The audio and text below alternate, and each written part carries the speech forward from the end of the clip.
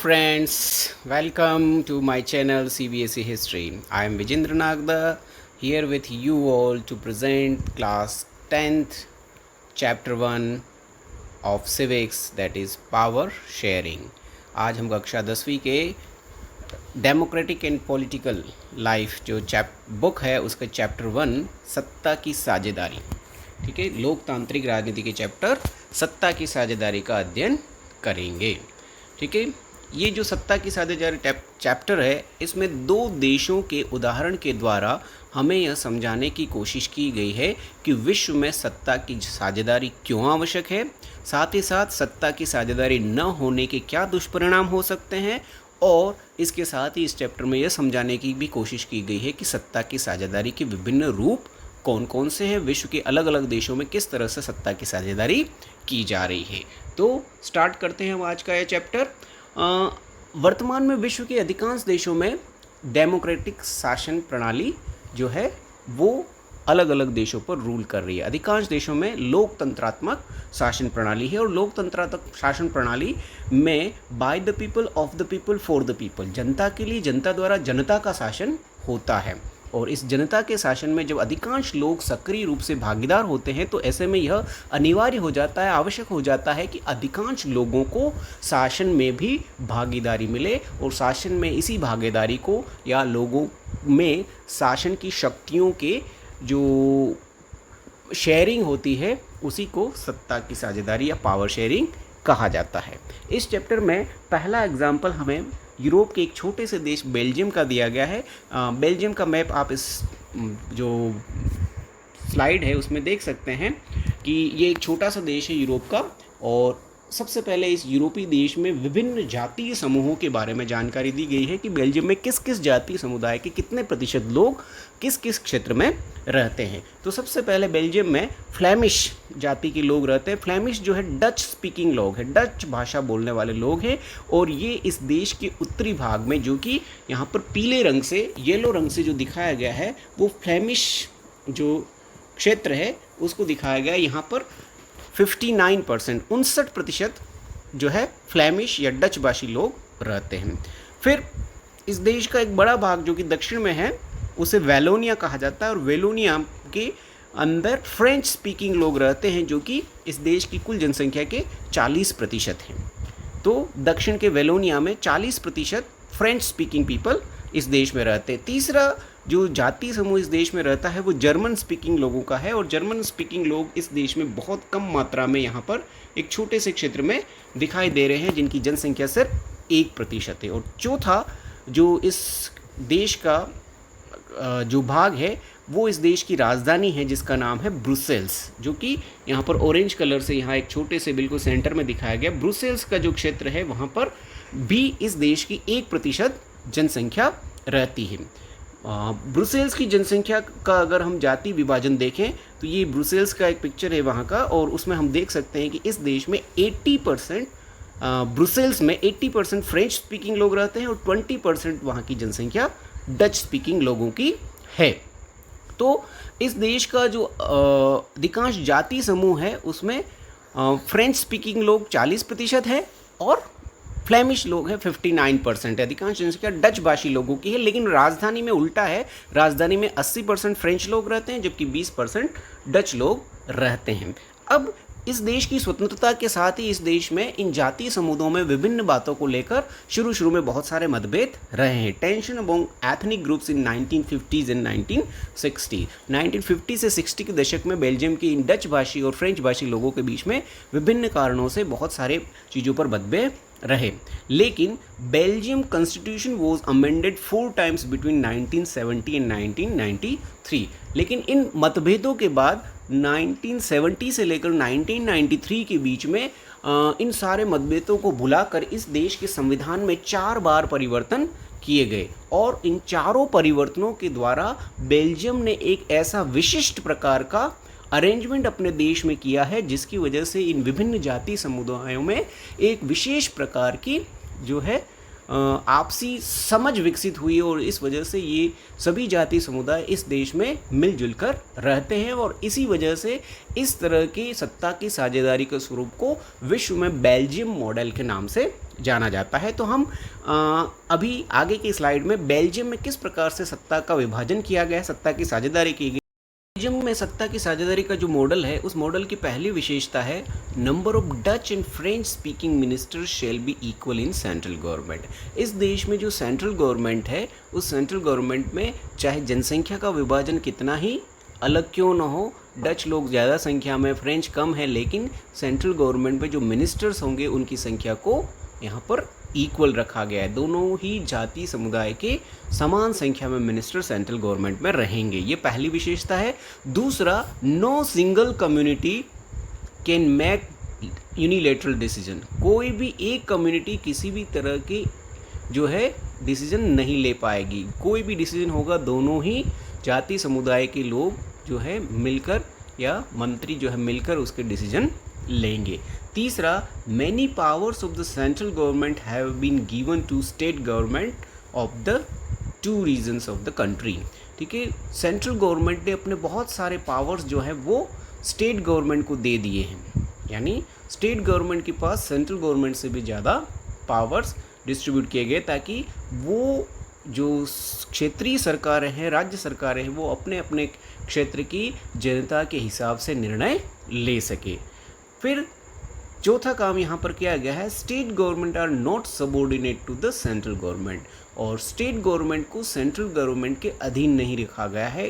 Central government जो है वो अपने आप में स्वायत्त संस्थान है, स्वायत्तता की तरह स्वतंत्र रूप से कार्य करती है, और राज्य सरकारें अपने अपने क्षेत्रों में स्वतंत्र रूप से निर्णय लेती है। पांचवा, capital city Brussels has a separate government, Dutch and French communities will have equal representation. जो इस देश की राजधानी है, उस देश की राजधानी में एक अलग गवर्नमेंट है, और उस गवर्नमेंट में दोनों ही कम्युनिटी को इक्वल रिप्रेजेंटेशन दिया गया है, चाहे वहाँ उनकी जनसंख्या का अंतर कितना ही अलग क्यों ना हो। क्योंकि ब्रुसेल्स में 80% फ्रेंच स्पीकिंग पीपल है और 20% ही डच है, लेकिन वहाँ पर दोनों ही समुदायों को बराबर रिप्रेजेंटेशन दिया गया है। सेंट्रल गवर्नमेंट में भी डच और फ्रेंच दोनों को बराबर रिप्रेजेंटेशन है, और ब्रुसेल्स की गवर्नमेंट में भी बराबर रिप्रेजेंटेशन दिया गया। और लास्ट सिक्स्थ जो विशेषता है इस देश की, there will be a third form of government, that is community government. और इस देश में एक तीसरे स्तर की सरकार की भी व्यवस्था की गई है, जिसका नाम है सामुदायिक सरकार या community government, elected by people belonging to one language community. ठीक है, और ये जो कम्युनिटी गवर्नमेंट है, ये एक भाषा बोलने वाले लोगों की कम्युनिटी या सामुदायिक सरकार है। ये डच लोगों की अपनी सामुदायिक सरकार है, फ्रेंच लोगों की अपनी सामुदायिक सरकार है, जर्मन स्पीकिंग पीपल की अपनी सामुदायिक सरकार है, और ये सरकारें किसी भी राज्य में हो सकती है, चाहे वो वैलोनिया हो, फ्लैमिश हो, या फिर जर्मन लोगों का राज्य हो। हर राज्य सरकार में हर भाषा बोलने वाले कम्युनिटी के लोगों की अलग अलग सरकारें हैं, और जो अपनी सभ्यता, संस्कृति और भाषा से संबंधित पूर्ण स्वायत्त रूप से निर्णय लेती है। तो इस तरह से बेल्जियम मॉडल में सभी तरह के समुदायों को समानता प्रदान की गई है, और किसी तरह का डिस्क्रिमिनेशन नहीं रखा गया। सभी समुदायों को एक तरह से एक समान प्रतिनिधित्व इस देश में दिया गया है, तो इसे बेल्जियम मॉडल कहते हैं। और इसी मॉडल की वजह से ये देश जो है, यहाँ पर बहुत ही अच्छी तरीके से सभी समुदाय के लोग रहते हैं। पिछले कितने ही वर्षों से यहाँ पर किसी तरह का कोई झगड़ा या जो है सिविल वॉर जैसी कंडीशन नहीं उपस्थित हुई। ये एक बिल्कुल शांतिपूर्ण देश है, और इसी वजह से यूरोपियन यूनियन का मुख्यालय भी इसी देश की राजधानी ब्रुसेल्स में खोला गया है, और उसके चयन का जो कारण था वो इस देश के शांतिपूर्ण होना सबसे महत्वपूर्ण कारण था। अब बेल्जियम का ये जो मॉडल है थोड़ा सा कॉम्प्लिकेटेड दिखता है, लेकिन बेल्जियम देश की परिस्थितियों के हिसाब से ये बहुत अच्छी तरह से वर्क कर रहा है, बहुत अच्छी तरह से वहाँ की सरकार शासन चला रही है, और अभी तक इस देश में इस मॉडल की वजह से किसी तरह की कोई परेशानियों का सामना इस देश की जनता को नहीं करना पड़ा है। अब हम चलते हैं दूसरे देश की, और दूसरा देश जो है वो है श्रीलंका, जो कि एशिया महाद्वीप का एक छोटा सा देश है। और श्रीलंका जो है वो 1948 में जो है अंग्रेजों से, ब्रिटिशर से एक इंडिपेंडेंट कंट्री बना था 1948 में। और देश की आज़ादी के साथ ही यहाँ पर जो स्वतंत्रता सेनानी और जो फ्रीडम स्ट्रगल हुआ था उसके बाद जो लीडर्स थे, the leaders of the Sinhala community sought to secure dominance over government by virtue of their majority. इस देश के जो लीडर थे वो लीडर ये चाहते थे कि इस देश की अधिकांश जो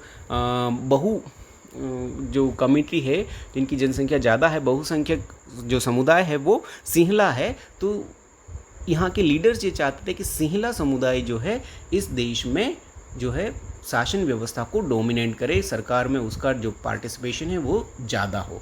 और इस निर्णय की वजह से as a result the democratically elected government adopted a series of majoritarian measures to establish Sinhala supremacy. और इस कारण से कि बहुसंख्यक समुदाय को यहाँ पर अधिक महत्व दिए जाने के विचार की वजह से इस देश में जो जनता द्वारा चुनी गई सरकार थी उस सरकार ने भी इस देश में बहुसंख्यकवाद को अपनाया और सिंहला लोगों की सुप्रीमेसी को या सर्वोच्चता को इस देश में स्थापित करने की कोशिश की गई। अल्पसंख्यकों की जो डिमांड्स है या अल्पसंख्यकों को इस देश में नज़रअंदाज किया गया। इन 1956 an act was passed to recognize Sinhala as the only official language, thus disregarding Tamil.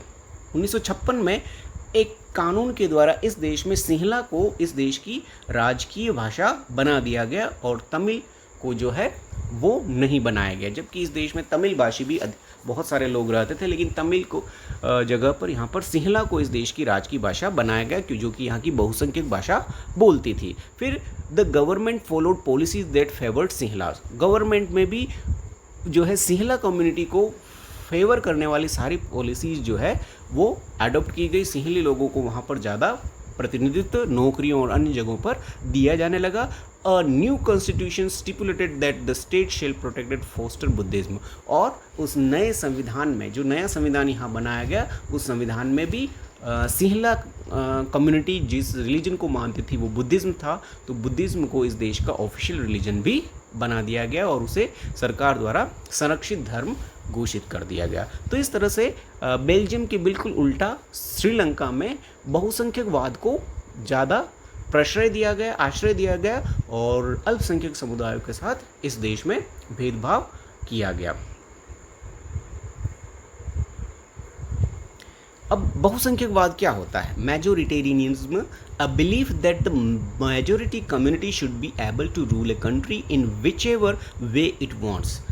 इस बहुसंख्यकवाद का अर्थ या तात्पर्य ये है कि किसी भी देश में रहने वाला बहुसंख्यक समुदाय अपने देश को अपने तरीके से चलाएगा by disregarding the wishes and needs of the minority, और अपने हिसाब से चलाते समय वो अल्पसंख्यक समुदायों के हितों की अनदेखी करेगा। ठीक है, तो बहुसंख्यकों के हिसाब से किसी देश की शासन व्यवस्था को चलाना ही बहुसंख्यकवाद कहलाता है और श्रीलंका ने इस तरह की शासन व्यवस्था को वहाँ पर अपनाया। अब श्रीलंका में जब ये किया गया तो इसके बाद वहाँ पर जो रहने वाले अल्पसंख्यक समुदाय स्पेशली जो तमिल्स थे उनमें जो है रोष की और आक्रोश की भावना स्टार्ट हो गई। The Sri Lankan Tamils launched parties and struggle for the recognition of Tamil as an official language. Sri Lanka में रहने वाले तमिल लोगों ने इसके लिए राजनीतिक पार्टियां बनाई और तमिल को राजकीय भाषा के रूप में स्वीकार कराने के लिए वहाँ पर आंदोलन या संघर्ष स्टार्ट कर दिया गया। For regional autonomy and equality of opportunity in securing education and jobs. फिर इन तमिलों ने क्षेत्रीय स्वायत्तता और समानता, अवसर की समानता के लिए और शिक्षा और नौकरियों में समानता के अवसरों के लिए भी आंदोलन स्टार्ट कर दिए। Their demand for more autonomy to provinces populated by Tamil was repeatedly denied. और इन तमिलों की स्वायत्तता की मांग को वहाँ की सरकार द्वारा बार बार रिजेक्ट किया गया, बार बार उनकी मांगों को अनसुना कर दिया गया। By 1980 several political organisations were formed demanding an independent Tamil Eelam. और स्थिति इतनी तक खराब हो गई कि 1980 तक आते आते इन तमिल संगठनों ने मिलकर एक स्वतंत्र तमिल इलम या तमिल राज्य की मांग कर दी। उत्तरी भाग में जो कि श्रीलंका का उत्तरी भाग था उस भाग के लिए एक तमिल इलम या तमिल स्टेट की मांग को जो है उन्होंने रखना शुरू कर दिया और इसके लिए उन्होंने हिंसक संघर्ष भी प्रारंभ कर दिया।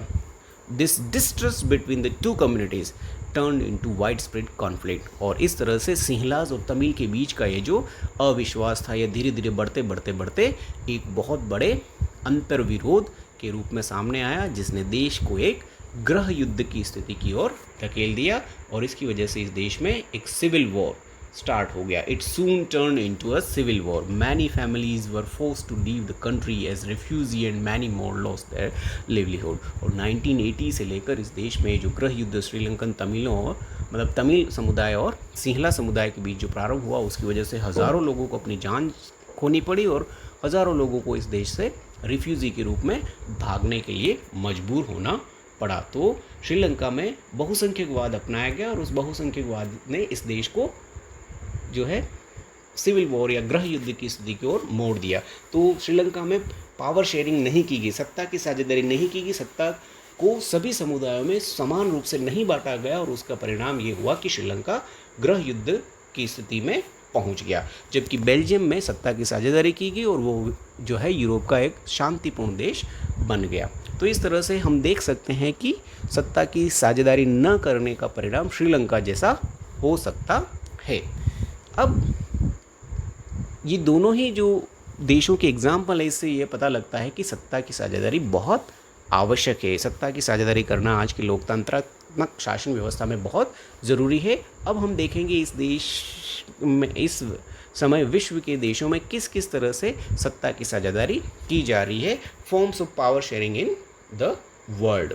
ठीक है, तो इसका पहला तरीका पावर शेयरिंग का है. Power is shared among different organs of government. ठीक है, तो पावर का जो साझेदारी है, सत्ता की साझेदारी, वो सरकार के विभिन्न अंगों के बीच में की जाए.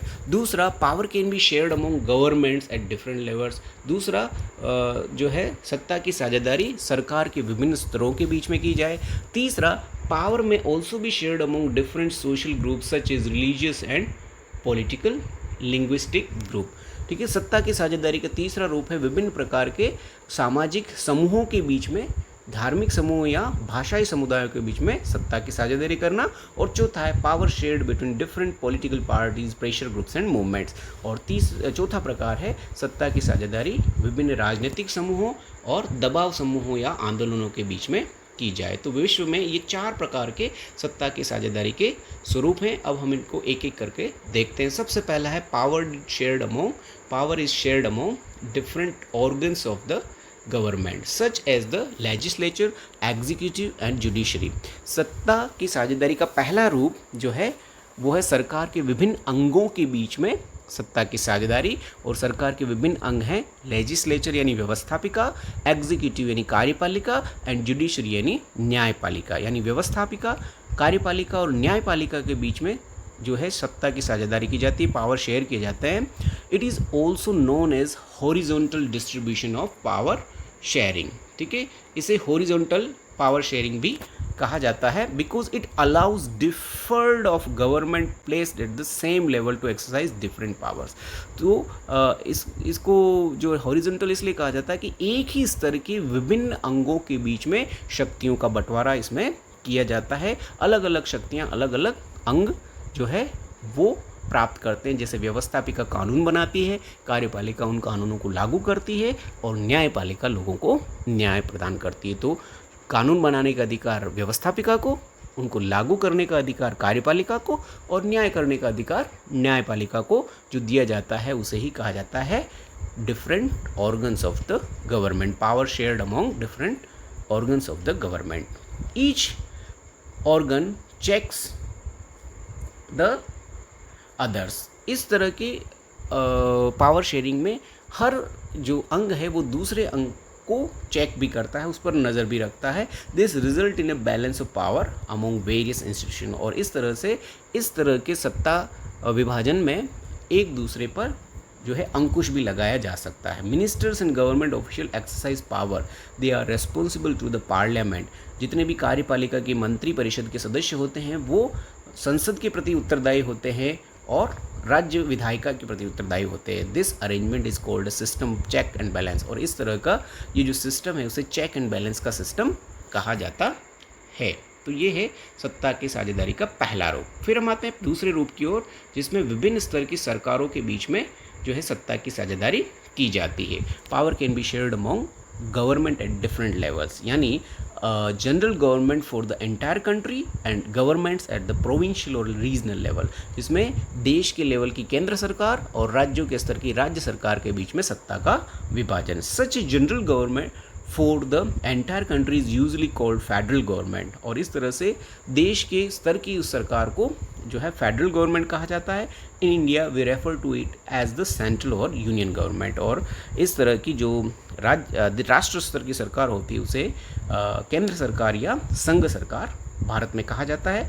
The government at the provincial और regional level are called by different names, जबकि राज्य स्तर की सरकारों को अलग अलग देशों में अलग अलग नाम से जाना जाता है। In India we call them state government, Bharat में उन्हें राज्य सरकार कहा जाता है। तो इस तरह केंद्र सरकार और राज्य सरकार के बीच में शक्तियों का विभाजन जो है वो दूसरा प्रकार है। ठीक है,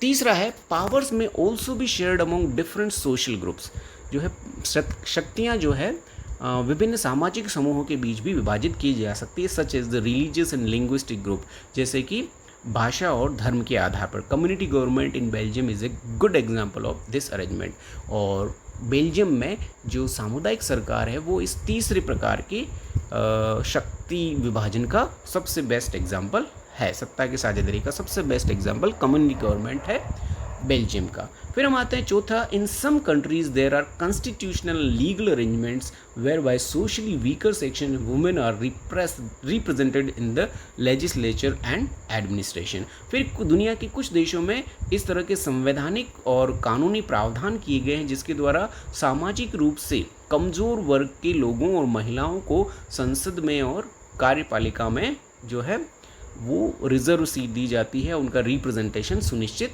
किया जाता है। तो ये भी एक तरह से कम्युनिटी गवर्नमेंट के टाइप या विभिन्न सोशल ग्रुप के बीच में शक्तियों का विभाजन का ही एक हिस्सा माना जाता है। चौथा प्रकार जो है पावर शेयरिंग का, that is the arrangement can also be seen in the way political parties, pressure groups and movements control और इन्फ्लुएंस दोज इन पावर। चौथा प्रकार है जिसमें विभिन्न राजनीतिक दल और दबाव समूह और आंदोलन के द्वारा सरकार की कार्यों और शक्तियों पर नियंत्रण रखा जाता है। जैसे विभिन्न देशों में सरकार बनाने की शक्ति जो है राजनीतिक दलों के पास है, कोई भी राजनीतिक दल ही सरकार बना सकता है, कानून बना सकता है। तो ये भी पावर शेयरिंग का एक प्रकार है। जो चुनाव में जीतेगा वो दल सरकार बनाएगा और जो नहीं जीत पाता है वो विपक्ष में बैठता है। In a democracy the citizens must have freedom to choose among various contenders for power, और डेमोक्रेसी में चुनावों के माध्यम से इलेक्शंस के द्वारा ही जनता के हाथ में वो शक्ति दी जाती है जिसके द्वारा वो जनता डिसाइड करती है कि जो पावर्स हैं वो किसके हाथ में दिए जाएं। In contemporary democracy this takes the form of competition, और इस तरह के आजकल के इस विश्व में ये जो है राजनीतिक दलों के बीच एक प्रतियोगिता होती है, और social groups sometime this kind of sharing can be direct when two or more parties form an alliance to contest election. और इस तरह से कभी कभी इस लोकतांत्रिक शासन व्यवस्था में कुछ पार्टियां आपस में मिलकर भी जो है अलायंस बनाकर या गठबंधन बनाकर भी इलेक्शन लड़ती है, जहां पर वो अकेले चुनाव नहीं जीत सकती है। तो ये चौथा प्रकार है पावर शेयरिंग का। तो इसी के साथ ये चैप्टर समाप्त होता है। इस चैप्टर में हमने बेल्जियम मॉडल, श्रीलंका का मॉडल और विश्व में पावर शेयरिंग के विभिन्न रूपों को देखा और समझने की कोशिश की कि पावर शेयरिंग जो है वो कैसे कैसे की जाती है। तो इसी के साथ आज का ये जो चैप्टर है वो समाप्त होता है। Thank you for watching my video and don't forget to like, comment, share and subscribe to my channel. आगे की वीडियो में हम इसी क्लास के दूसरे चैप्टर्स के साथ आपके सामने प्रस्तुत होऊंगा। तब तक के लिए good by two all, have a nice day.